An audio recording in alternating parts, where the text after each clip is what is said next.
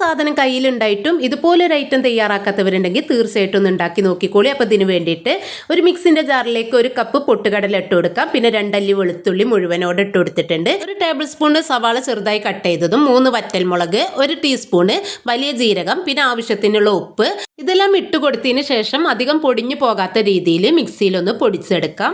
ഇനി ഇതൊരു ബൗളിലേക്ക് മാറ്റിയിട്ടുണ്ട്. അതിലേക്ക് ചെറിയൊരു സവാള ചെറുതായി കട്ട് ചെയ്ത് ഇഞ്ചി, പച്ചമുളക്, കറിവേപ്പില, 1/2 ടീസ്പൂണ് കായത്തിൻ്റെ പൊടി ചേർത്ത് കൊടുത്തിട്ട് കുറച്ച് വെള്ളം ഒഴിച്ചിട്ട് ഇതുപോലെ നല്ലവണ്ണം ഒന്ന് കുഴച്ചെടുക്കാം. ഇനി കുഴച്ചെടുത്തതിൽ നിന്നും ചെറിയൊരു ബോൾസ് ആക്കിയിട്ട് നമ്മൾ പരിപ്പ് വടൻ്റെ ഷേപ്പിൽ ഇതുപോലെ ഒന്ന് അധികം കട്ടിയില്ലാതെ ഒന്ന് പരത്തിയെടുത്തിട്ട് ചൂടായ എണ്ണയിലിട്ടിട്ട് ഇതുപോലെ ഒന്ന് ഫ്രൈ ചെയ്തെടുക്കാം. അങ്ങനെ നല്ലവണ്ണം ഒന്ന് മൊരിഞ്ഞ് വന്നാൽ നമുക്കിത് എണ്ണയിൽ നിന്നും കോരി മാറ്റിയാൽ പുറമേ നല്ല ക്രിസ്പിയും ഒട്ടും എണ്ണ കുടിക്കാത്ത ഉള്ളിൽ നല്ല സോഫ്റ്റ് ആയിട്ടുള്ള പൊട്ടുകടല വട റെഡി ആയിട്ടുണ്ട്. അപ്പം എല്ലാവരും ഒന്ന് ട്രൈ ചെയ്ത് നോക്കണേ.